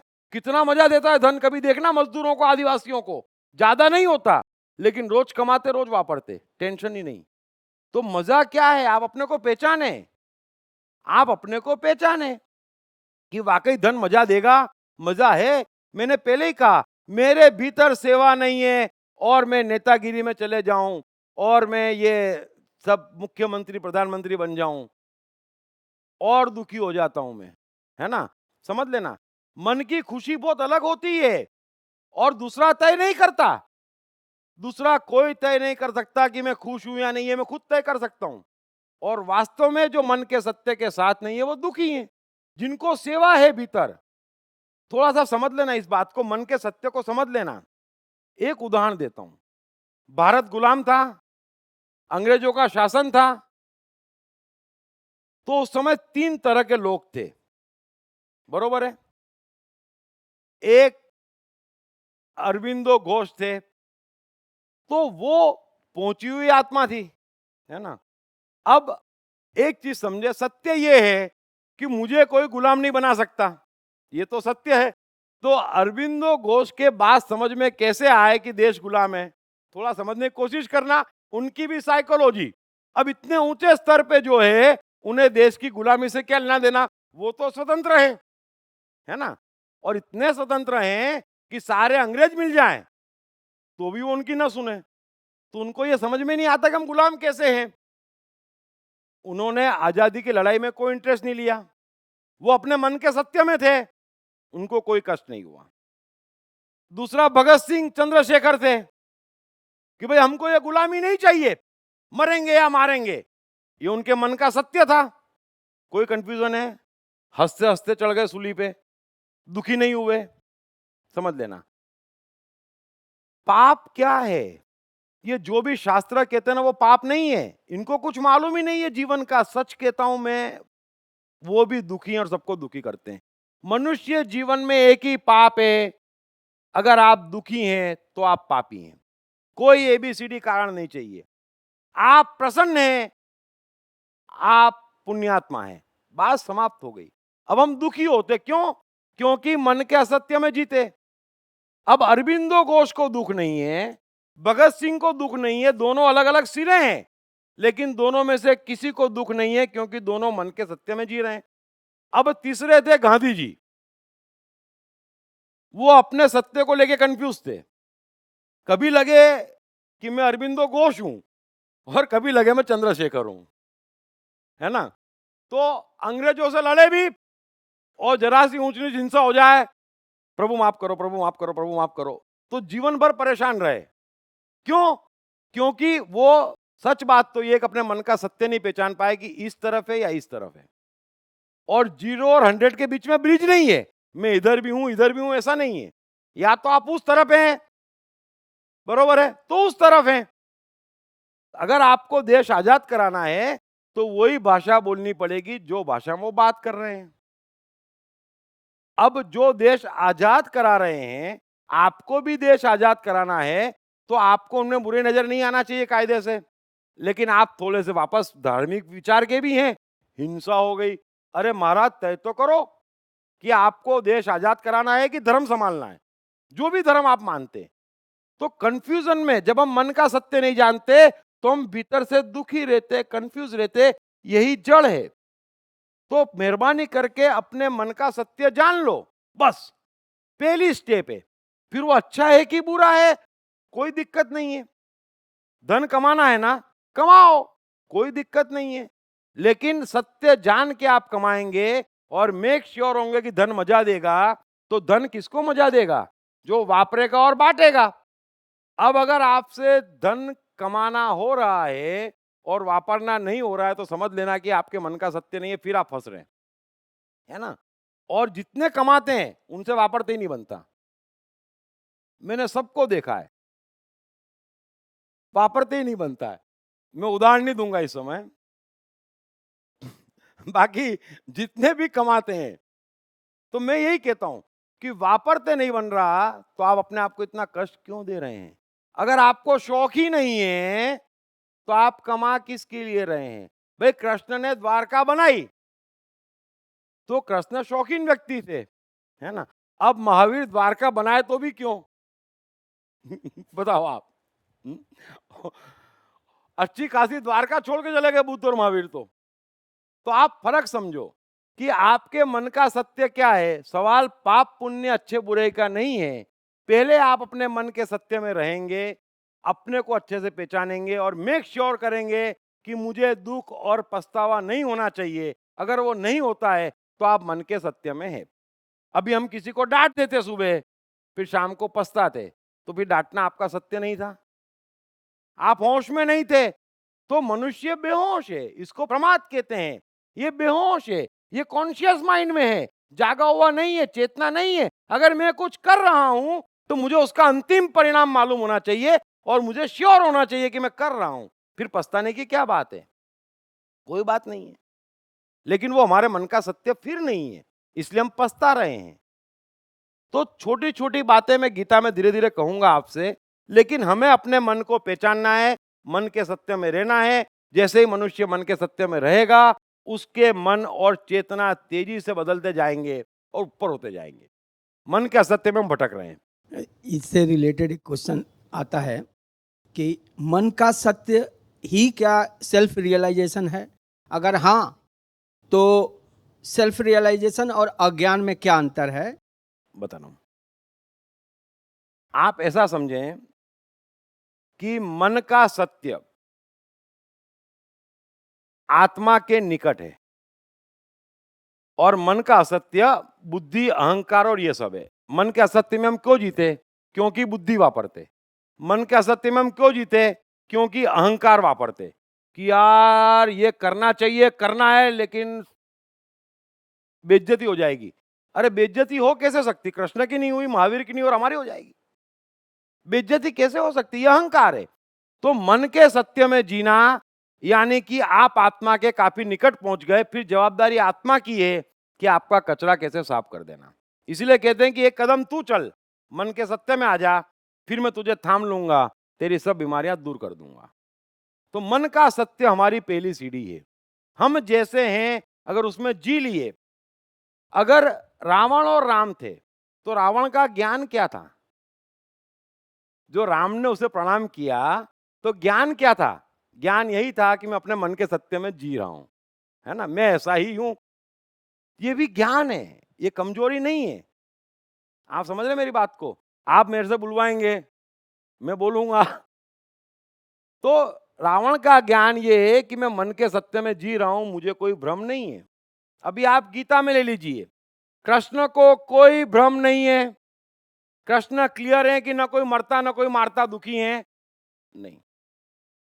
दुर्योधन को कोई भ्रम नहीं है, मैं मरने और मारने आया हूं, मैं पाप पुण्य कुछ नहीं सुनता, मैं किसी भाई को नहीं पहचानता। मन के सत्य में वो भी दुखी नहीं है। दुखी कौन है? अर्जुन, है ना। तो मन के सत्य के खिलाफ हम दुखी हैं, सीधा समझो। और पाप, कृष्ण कह रहे हैं पाप एक ही है कि आप दुखी हैं, क्योंकि आपके भीतर मैं बैठा हूं। अब मैं आपको कह रहा हूं जरा कुछ अच्छा खाना दो, कुछ अच्छे भाव दो, कुछ मस्ती दो, है, कुछ आनंद दो, और आप कहते हैं ये टेंशन पकड़, ये चिंता पकड़, ये दुख पकड़। यही तो पाप है। हम अपने भीतर बैठे कृष्ण को दे क्या रहे हैं? बस जो दे रहे हैं वो पाप है। उसको अच्छा अच्छा देते तो पुण्य है। उसमें क्या करा और क्या नहीं करा का कहां सवाल है? क्या नहीं करा, क्या नहीं करा का सवाल ही नहीं है। भीतर जाना चाहिए आनंद, ultimate, final. Thank you sir. कोई कंफ्यूजन? प्लीज। चेतना को स्थिर करने के लिए हमें लक्ष्य की जरूरत नहीं है। अगर लक्ष्य नहीं रहेगा तो चेतना भटकेगी नहीं इधर उधर। बिल्कुल बराबर है। आप मेरे से ये सवाल पूछते रहना, खास करके उसके आसपास का कृष्ण का जब श्लोक आए, है ना, तो क्या होगा कि बगैर श्लोक के कोई बात का मतलब नहीं निकलेगा। और कृष्ण जिस सीक्वेंस में जा रहे हैं ना, वो ब्यूटीफुल सीक्वेंस है, और अर्जुन ठीक वहीं फंसा हुआ है। और मेरा ये मानना है कि अधिकांश लोग आज की तारीख में अर्जुन से बेहतर मानसिकता में है, क्योंकि अर्जुन पे उस समय भय की फोर्स ऐसी सवार है कि उसकी समझने सोचने की क्षमता खत्म हो चुकी है। हमारी वो पोजीशन नहीं है ना।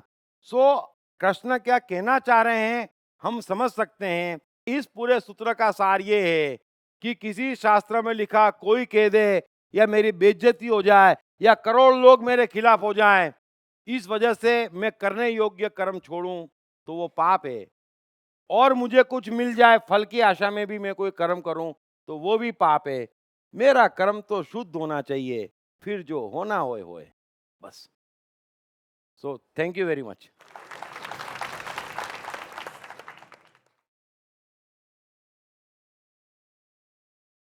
पढ़िए बेस्टसेलर मैं मन हूं के लेखक दीप त्रिवेदी द्वारा सीक्रेट सीरीज के अंतर्गत लिखित किताबें भाग्य के रहस्य, आत्मा के रहस्य, सफलता के रहस्य, साइकोलॉजी के रहस्य, जीवन के रहस्य, प्रेम के रहस्य, प्रकृति के रहस्य, ऑटोमेशन के रहस्य, रिश्तों के रहस्य, अहंकार के रहस्य, समय के रहस्य, मन के रहस्य। ये किताब अंग्रेजी, हिंदी, मराठी तथा गुजराती में एक साथ atmanestore.com पर भी उपलब्ध है। कृष्ण का बचपन कैसा गुजरा? कृष्ण राधा का प्यार क्या था? कृष्ण ने कितने विवाह किए? कृष्ण की चाइल्ड साइकोलॉजी क्या थी? कृष्ण ने ग्वाले से द्वारकाधीश तक का सफर कैसे तय किया? ये यादव स्थली क्या है?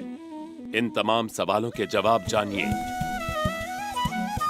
दीप त्रिवेदी द्वारा लिखित किताब मैं कृष्ण हूँ। ये किताब कृष्ण के संपूर्ण जीवन पर रिसर्च करने के बाद दीप त्रिवेदी द्वारा कुछ इस साइकोलॉजिकल अंदाज में सिलसिलेवार रूप से लिखी गई है कि जिसे पढ़ते पढ़ते आपका जीवन भी बदलता चला जाएगा। मैं कृष्ण हूँ। ये किताब अंग्रेजी, हिंदी, मराठी तथा गुजराती में एक साथ atmanestore.com साथ ही सभी प्रमुख ई-कॉमर्स साइट्स पर भी उपलब्ध है। दीप त्रिवेदी की मनुष्य के जीवन और उसकी साइकोलॉजी पर एक गहरी पकड़ है। मनुष्य जीवन के विभिन्न पहलुओं पर सर्वाधिक चर्चा करने का रिकॉर्ड भी उन्हीं के नाम पर है। मनुष्य जीवन का ऐसा कोई पहलू नहीं जिस पर उन्होंने खुलकर चर्चा ना की हो,